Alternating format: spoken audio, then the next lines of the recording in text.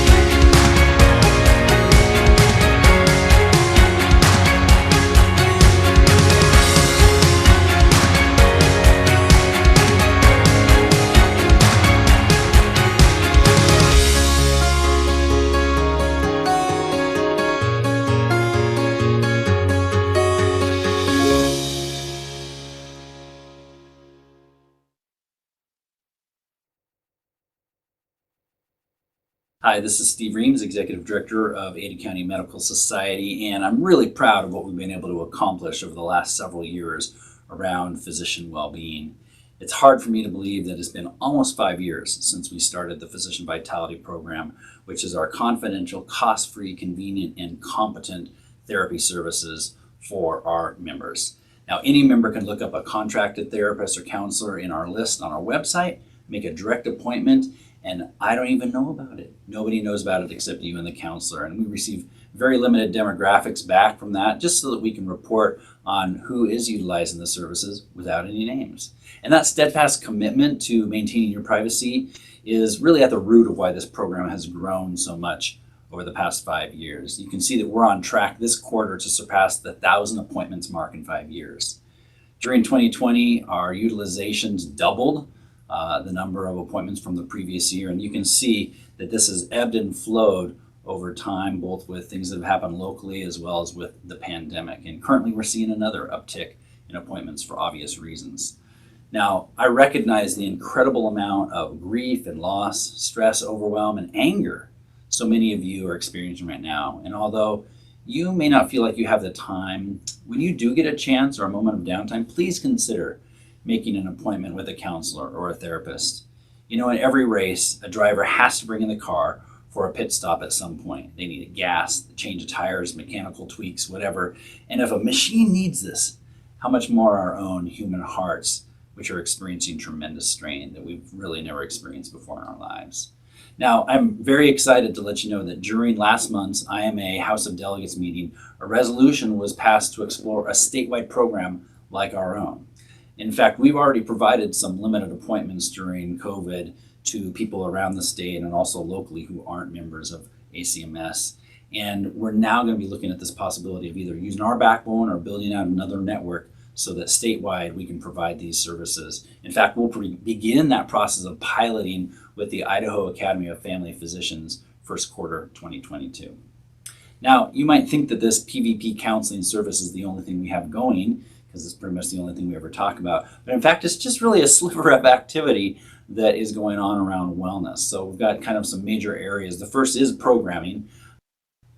Some of the programming we have is the support and promotion of physicians who lead their own groups or discussions, such as Dr. Deb Roman, who has Navigating a Pandemic Together, or Dr. Heather Hammerstead, who has the Idaho Women in Medicine group, and Dr. Abhilash Desai, who runs the ACMS Mindfulness and Meditation Group. These are great examples of physicians taking leadership and ownership of bringing people together to discuss important things like this. And we also promote wellness topics through some of our other education events, either winter clinics or our career readiness training event for residents.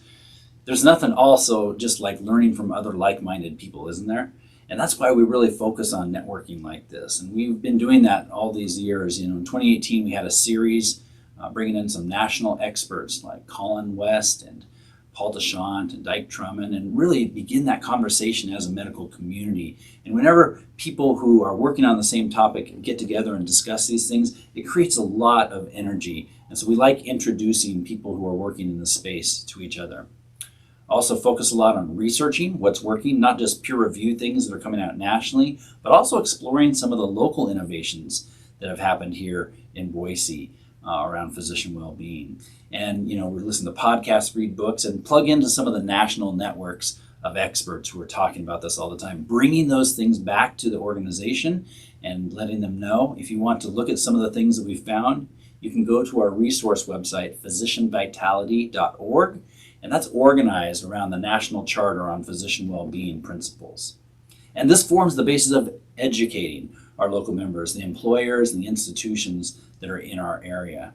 We've consulted with all the local players, trying to identify a leader in each employer group or institution that we can talk to. And you know, sometimes that means being an advocate and kind of being really bold with some of our ideas and saying, you know, here's some ways that you might be able to reduce some friction for the physicians or trainees that you serve so that they can be better off. We sponsored a resolution, in fact, in 2017 at the House of Delegates, and that ended up bringing change at the Board of Medicine level, where they began to change the questions that they were asking around mental health on license applications and renewals. And so those are the kind of things that we can work into and really stick up for you on your behalf and reduce stigma around the seeking of mental health. But here's the fact. I can't be everywhere. ACMS can't have its fingers in everything. And frankly, we don't want to. I have no direct control over how you are cared for by your employer, the industry, or the Board of Medicine for that matter. All I can do is provide fuel for physicians who want to lean into this space and make change so that the water level rises for all other physicians.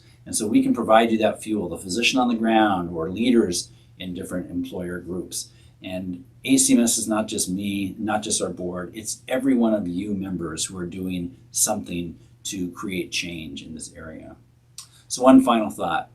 While we may be still experiencing crisis standards of care in Idaho right now, you have to believe me when I say this. Of all the medical communities, county societies that I talk to around the nation who are working on physician wellness, actually, we're probably one of the best communities and the best place to be able to get through this. And that has a lot to do with the community cohesion that we have historically in Boise. And we need to continue to build and protect that as more people come into our community, more doctors too. We need to help acclimate them to the kind of values and ethos that we have here. And our rapidly shifting culture in medicine is one that's shifting towards compassion and caring and support for those who are providing care. When the storm of COVID subsides, and it will, I invite all of you to continue to lean into rebuilding a culture that supports and values and respects the well-being of physicians and other medical professionals. Thank you for your membership, and thanks for your engagement in this dream together. Thank you, Steve. A very well done presentation. And thank all of you for coming this evening. Although this meeting is not what we had hoped, it is the best we could do in the current climate that we're all immersed in. It's a beautiful full night, and I'm hopeful that all of you will enjoy this presentation tonight. None of us could have anticipated COVID-19 nor its destructive and disruptive effects on our society. Yet despite these challenges, we have learned to adapt and in some way begin to overcome significant adversity, as Steve was alluding to. I would first and foremost like to reach out and express my most sincere thanks and admiration to our ACMS Executive Director, Steve Freems. Steve has been a pillar of support and innovation within our organization. Our hope this year was to have our annual meeting as an open and in-person event. We were partnering with the Idaho College of Medicine and planned to bring in a renowned speaker. Due to the current crisis, we needed to pivot, and at almost the last minute, Steve has been able to compile what I hope will be an informative and enjoyable meeting for all of you. I would like to also thank Jennifer Hawkins, who is the ACMS Membership and Event Coordinator and Steve's right hand. She has been an invaluable resource, assisting in getting all of our productions together and for our membership as a whole. I would like to thank all of our current board members, who will be introduced shortly, for their ongoing commitment to our organization and its mission. We were fortunate to have one in-person meeting this summer when things quieted down. I greatly appreciate the time each member has given by accommodating their schedules for our monthly board meetings.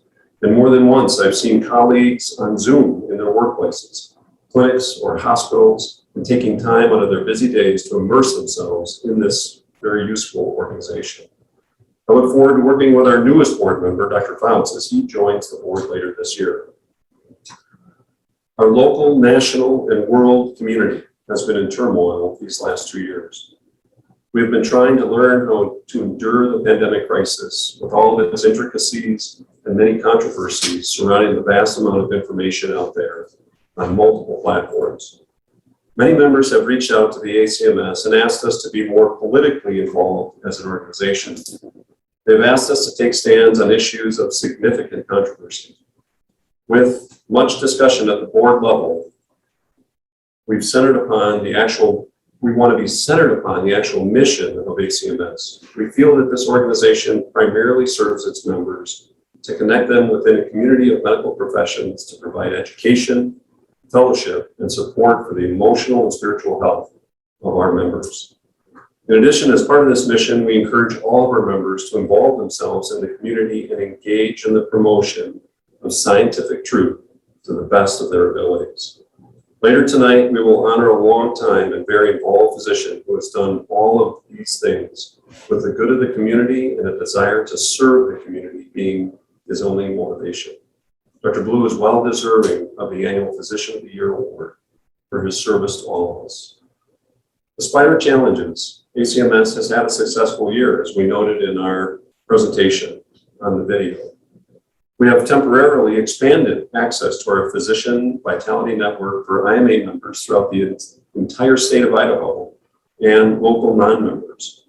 We've also been able to hold several virtual conferences, as you saw, along with trainings, including last year's annual meeting, our winter clinics, our annual CME conference event, a medical student specialty career fair, which was well attended by an amazing number of clinicians in addition to students, and our resident career readiness training seminar. Thankfully, we've been able to hold several in-person events at Zoo Boise and then recently at the Twin Oaks Farms for our families, for our members and their families that have all been received warmly and with a lot of enthusiasm. We were able to hold our new resident welcome dinner on the top of the C.W. Moore building last June, and that was well attended. We are connecting as a medical community, and that is good. We encourage all of you to reach out to new physicians you meet and welcome them. I've recently started focusing more on welcoming neighbors as well as patients, even those from California.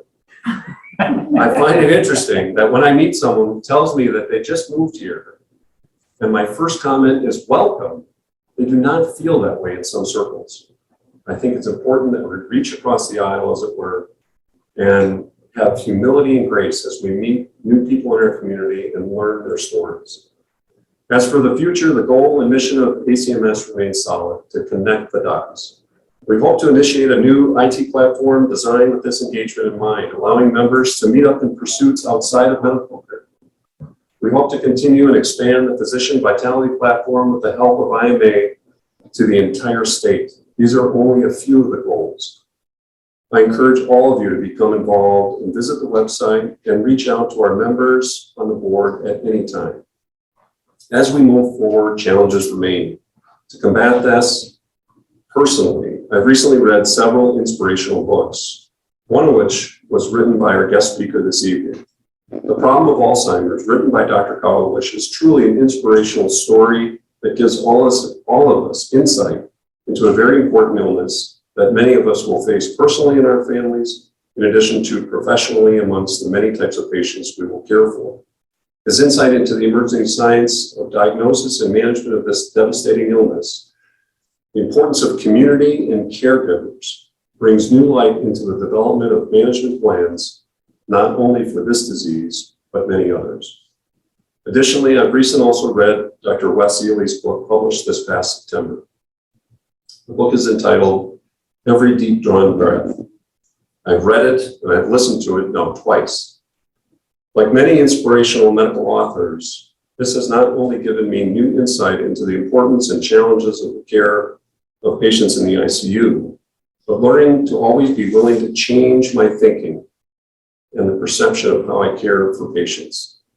He emphasized the important role families and caregivers have, not only while managing acute illness, but also in managing patients' lives beyond their illness. I like how he expresses the importance of being vulnerable as a physician, and this being a tool not only for physician growth, but an antidote to prevent the moral injury and the burnout that we're all susceptible to. Several of his comments on the importance of really listening and being silent while doing so, and trying to offer many more open-ended questions as we get to know our patients' stories. That's what draws us to medicine.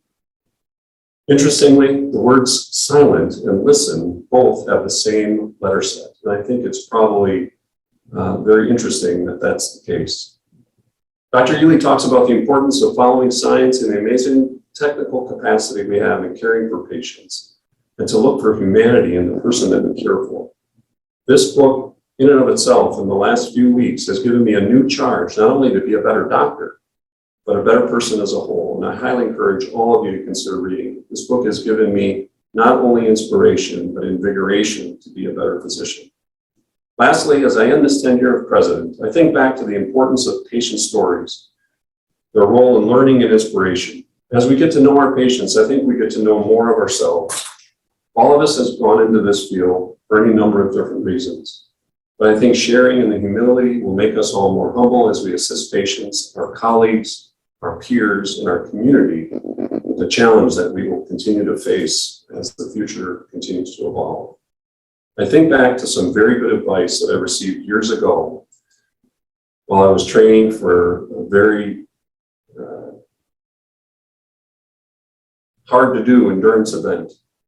Back in 2004, I embarked on a goal to compete in an Ironman triathlon. Not an easy feat. I was challenged with having to train long hours in the swimming and running and bicycling and manage a busy private practice, manage a young family, and manage my own illness of type 1 diabetes. The advice I received from a seasoned veteran of the sport was the following: that no matter how good or how bad you feel at any one time, know only this: it won't last. I've lived with that advice, and it has guided me throughout my career. And despite all the challenges, controversies, and uncontrollable amount of change that we're forced to deal with at times, I know that this badness will not last, and that how we deal with change will hopefully allow us to enjoy the good all the better. Thank you so much. At this time, I'd like to recognize our outgoing past president, Dr. Stephanie Hodson. She started on the board in 2015, the same year as I.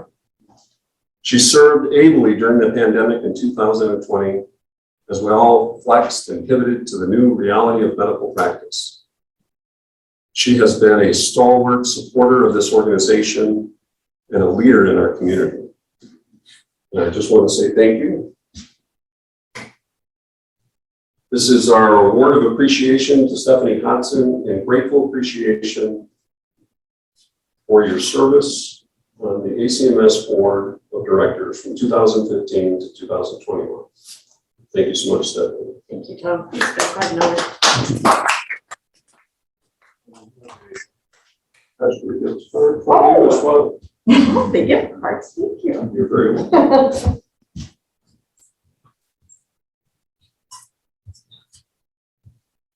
As I shared earlier, we were ratifying Dr. Fout's appointment as a new board member at our November 8th board meeting. The remainder of our board will all stay in place, moving up one rung on the succession ladder. I'd now like to introduce Dr. James Whitaker, our current Secretary and Treasurer for 2021, to provide the 2020 financial report. Unfortunately, he was unable to join us tonight, but has recorded this report. I'm James Whitaker. I've been serving as a Secretary Treasurer for the past year. Tonight, I'm going to provide our required financial report to the membership for the 2020 fiscal year, which is being 9 months ago. Seems like a long time, but here we are. You can see for 2019 and 2020, our total assets and liabilities here. We're on a calendar year accrual basis, and we ended 2020 with assets of $539,000 and liabilities of $57,000. Nearly all of our assets are cash or investment based. Liabilities represent mostly deferred revenue, which is when we receive income for following year activities and cannot post it in the current year. Typically, we run a balanced budget every year, and you can see in 2019, we were pretty much flat. Our gain in 2020 is due to membership dues being received almost entirely in the first quarter. Then the pandemic hit, and we were forced to make most of the remaining year's in-person events virtual, which eliminated a huge chunk of our expenses. Additionally, our reserve fund sitting investments posted a very healthy $33,000 gain in 2020. This slide shows our expenses by category.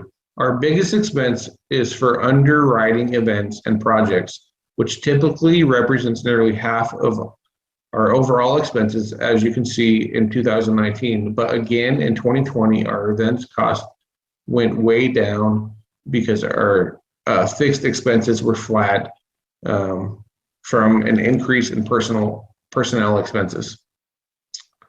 Obviously, our full-time executive director and our half-time membership coordinator is a large part of what it takes to arrange activities and projects, plus run physician vitality program, communicate, and all the other things that they do. Administration represents our overhead, such as rent, IT, insurance, printing, and the like that is unrelated to activities. This slide shows our current fiscal year budget, year to date, income and expenses with projections. As you can see, we will end this year essentially flat. Our current balance sheet compared to the end of last year is right here. I should know that this year our board voted to be much more aggressive with our investments and increase the equity portion of the portfolio. Since there is no target date for needing these funds, and this is where we keep most of our reserve funds.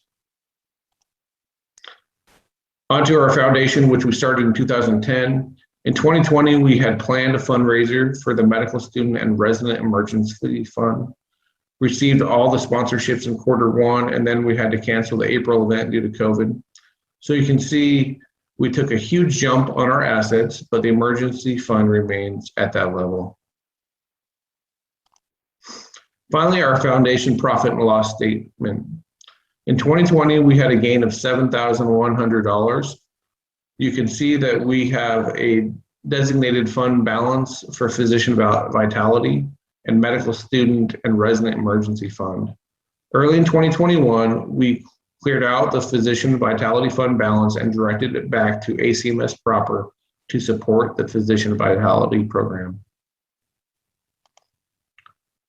You can see a list here of the 2020 ACMS Foundation activities. We raised $11,000 for medical student and resident emergency fund, and we granted 3 requests totaling $4,500. And you can see some of the other activities that we supported here in 2020.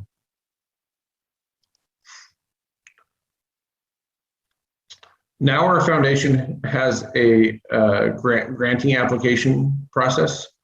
Our funding priorities are activities which, one, promote physician well-being, work-life balance, and leadership, provide direct health services and/or health education to Idahoans, and advance Idaho health professions education. So we only had 2 foundation grant applications over the past 2 years for these funds. So we encourage all of our members to consider organizations or projects that they've been involved with and consider submitting an application through our website.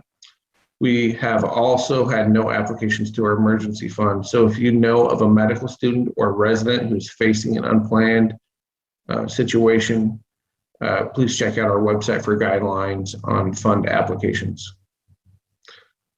If you'd like to make a general or designated donation to the foundation, you can always do so. In fact, those who registered for tonight's webinar were given the opportunity to make a donation to one of 3 Alzheimer's support agencies, which will pass through our foundation.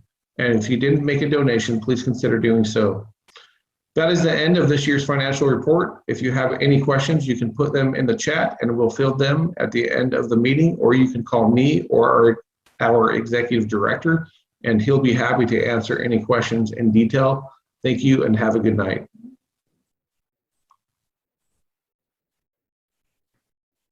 Thank you, James. One of our values as an organization is, of course, hospitality. You can see on the list on the screen a list of new members that have joined us in the past year, and we welcome all of them.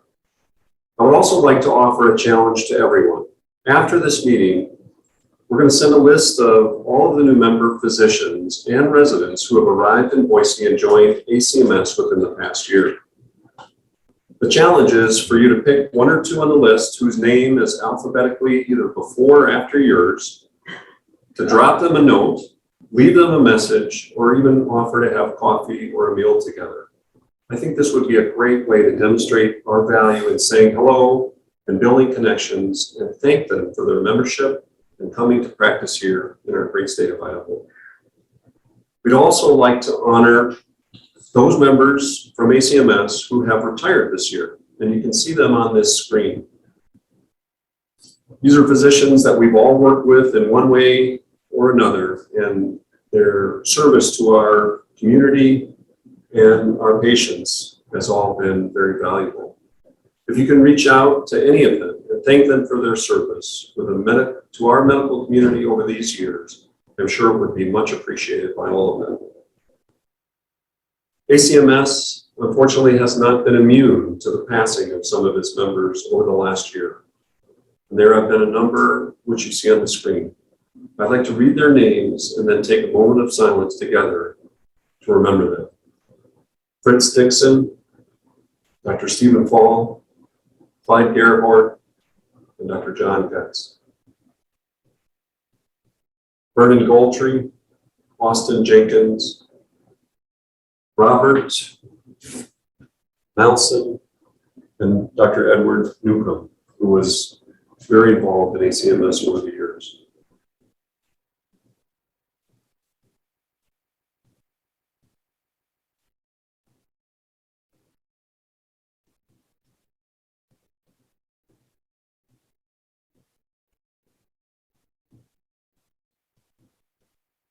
Thank you. At this time, I'd like to ceremonially pass the gavel to our new president-elect, Dr. Alice Blake.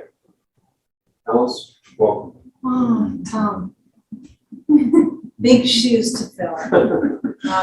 On behalf of the board, I'd like to present this to you.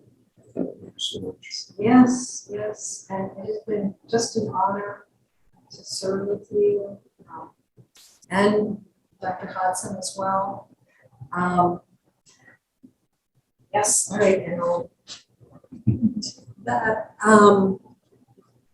Well, welcome. I'm so glad everyone is here. I will be starting in my term in December, so I have one more month for Tom's leadership.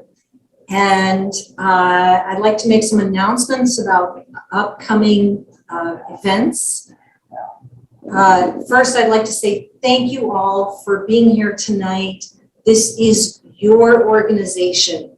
And as Tom mentioned earlier, we are starting a new platform. So if you have some ideas about how you'd like to be more involved, please contact us. Either contact Steve or contact me. I'll put my email in the chat box. Upcoming events that we do have scheduled are legislative night. This is an opportunity to meet with our local political leaders. It will be online via Zoom and will be happening in November to be determined. So keep an eye on the monthly newsletter. We don't have a date set yet. Also coming up is the winter clinics, which is going to be February 24th through the 27th. So the Newsies cap is the thing. Yeah, no, it's kind of like a Multiple brain talks, outdoor medicine, experiences in COVID, obesity medical management, and some updates in pediatrics, rheumatology, and dermatology, and I talk on marijuana. So at this point, we have 5 minutes left, and the floor is open for any members to unmute. And if you have any questions or new business that you would like to bring before the board, please, this is your time to do that.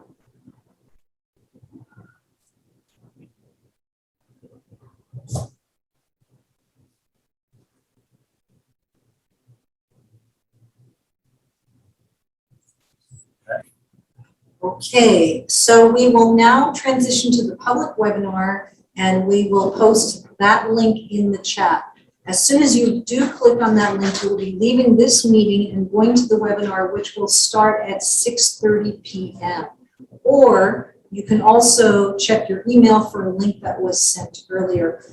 Once again, thank you for joining us. Thank you for being a member, and we encourage you to remain active and to become more active. With no further business, I'm going to adjourn this meeting. Thank you. Good night.